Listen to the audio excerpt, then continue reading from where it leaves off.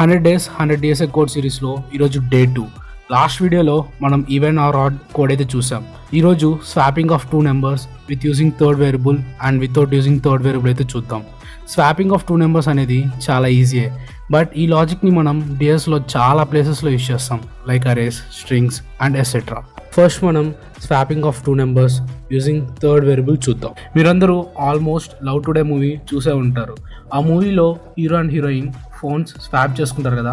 Same ఆ మూవీలో లాగే హీరోయిన్ ఫాదర్ మొబైల్స్ని ఎలా స్వాప్ చేస్తాడో సేమ్ మనకి ఒక థర్డ్ వేరియబుల్ అయితే కావాలి. జావా కోడ్ అయితే చూద్దాం.